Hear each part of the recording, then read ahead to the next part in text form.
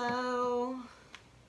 All right, it's Brynne with Backward Prints doing our abstract watercolor class. This is a second video. For those of you who missed the first video, definitely check the first video out and then jump in on this one. So I am just breaking these videos up so they don't take up so much space and on my phone, and also just it's easier to load smaller videos. I'm learning.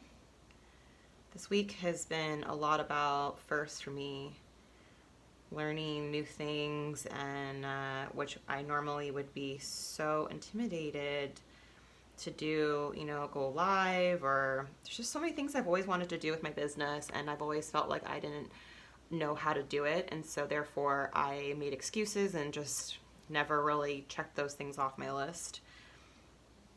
Now we're painting abstract. We are painting our emotions, and the best way to paint our emotions is just to tap into our heart.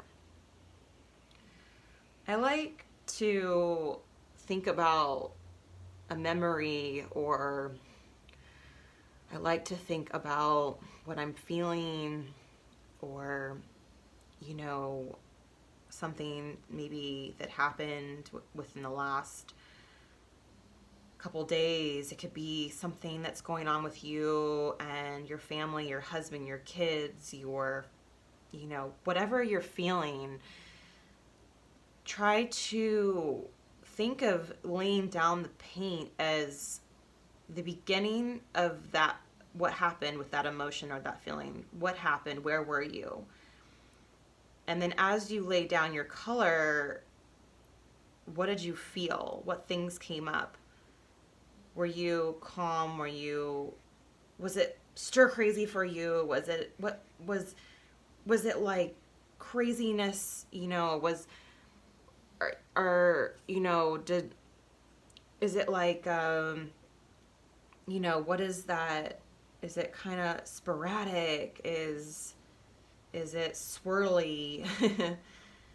And you're basically, as you lay down color, it's almost imagine yourself holding your hand with yourself as you are taking your inner child on a walk, and she is showing you what's going on inside, what she's scared of, what she's fearful of, what makes her happy, what makes her grateful, what makes her have faith in the fact that having faith in the unknown and miracles, faith in something bigger than herself.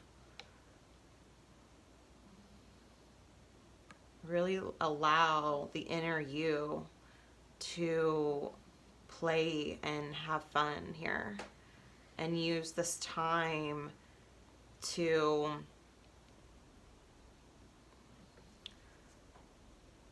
just tap into your spirit and your source, and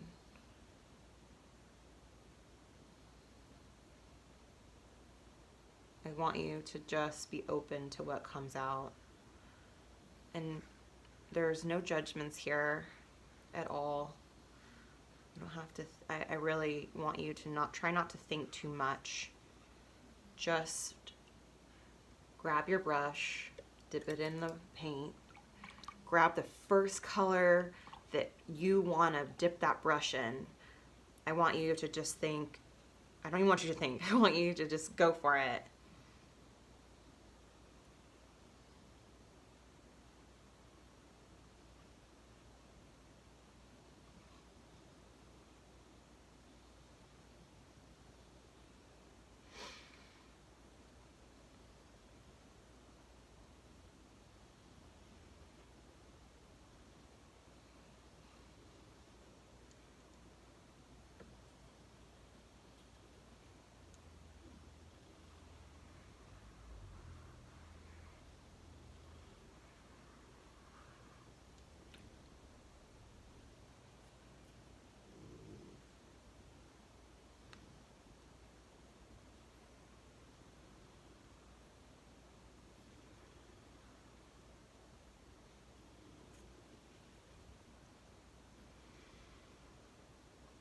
it's easy to, you know, get caught up in fear, and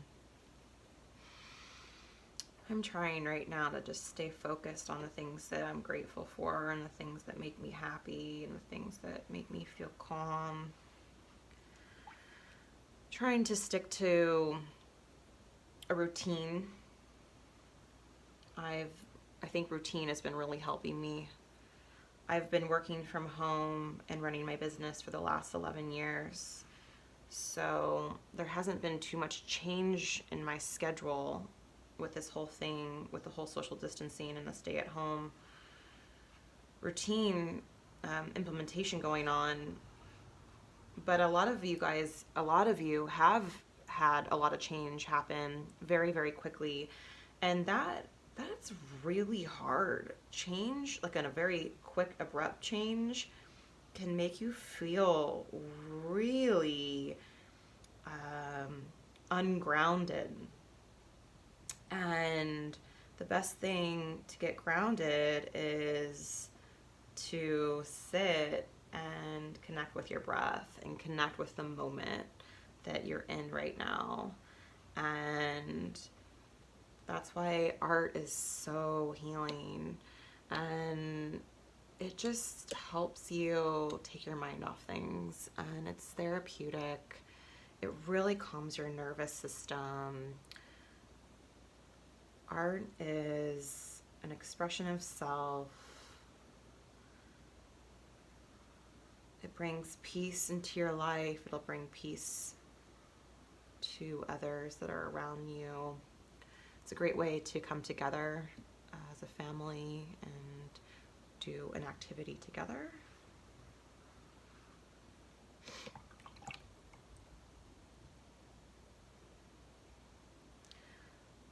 When we're children, we don't think about what we're doing. If you watch your children paint or draw or play, they really don't overthink anything. They just, they may dip their brush in that one color and lay down their whole piece of paper all blue. I remember watching my niece and nephew paint. I was giving them a watercolor lesson, and it was so interesting watching them and how different each one was. It was so interesting to watch how, they applied the brush to the paint to the paper. And my niece, I remember she was really enamored with just painting the palette that comes with the watercolor. There was like a little piece that kind of, the lid that you can paint and mix your colors. I remember I was showing them like how to mix their colors on the palette, and she got really enamored with just like the way the colors were mixing into each other, and I was even enamored with it. I was like, wow, that's so beautiful. And then I ended up having these paper towels, and I said, hey, you know what, if you take a little paper towel square and dip that into your palette, because she had a lot of water mixed in with that, I was like, you probably could get a print out of that. And sure enough, she laid her a little square of paper towel into the palette and it worked. It was like then we turned it into a printmaking lesson, and and I went with it. I was like, be open to not having to have, especially if you're working with your kids here. I think a lot of us tend to have rules and have to have things be a certain way. And with children, you can learn from them, and you can try to just help navigate them to what they are feeling like they need and what makes them feel happy and what makes them feel good. It's really the best thing you can do. It's not, critique them and give them too many rules, especially with art. There need not be really rules. Let them just have fun and go for it. So this palette is really great. It's not an expensive paint palette. I think it might have been $10 or something like that. Maybe 15, I can't remember. There's different companies that make this kind of a watercolor palette. It is really wonderful for those of you who, you know, are new to art or new to painting. You don't have to mix colors. It's nice that the colors are already all mixed for you, so you can just grab and go and dip your brush in and you have different colors. If you want to explore using your paper towel as a form of an eraser, you can grab this, and then let's say you didn't like that one area, or you didn't, I don't know, you just want to kind of mop up some of this paint. You can use your paper towel and you can kind of just like, you can go in and you can blot it. Just be careful, if you keep using that one area, you're going to spread color. So I like to use paper towels for this, but you can mop up color. Paper towels give a neat texture to your work surface, so I do like using those. I just, I have some, but they're in the garage, and I didn't feel like going down to the garage. All right, so again, the first video I was saying it's really important to let your watercolor piece dry. So the first video I started working on one piece and I said, let's set it aside and work on another piece, and then we can go back to the first piece. So this was the first piece that I did, and that was with a different watercolor palette. And I'm gonna switch my palette back to the other one that I was using, just because it's nice to use the same colors. And I'm just trying to make sure that you guys can see what I'm doing. Perfect. All right, so this is like a great time to just come back and work on this and continue, you know, adding color. Now that this is dried, we can go back and we can apply more color. I'm going to end this video and probably start another one, just again to keep the length of these videos not too long. So stay tuned, keep painting, enjoy this wonderful class, enjoy what your heart is showing you. It's all beautiful, and I'm just so grateful that you're all here with me.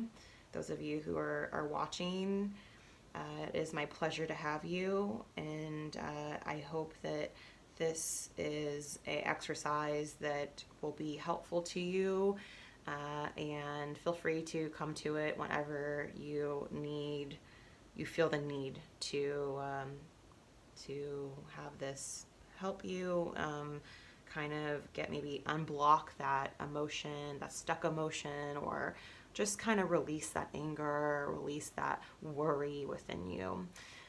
For more art tutorials and videos, please head over to my website, which is backwardprints.com. And yeah, I look forward to doing more of these videos. It's been really fun. Thank you. Have a great day. Bye.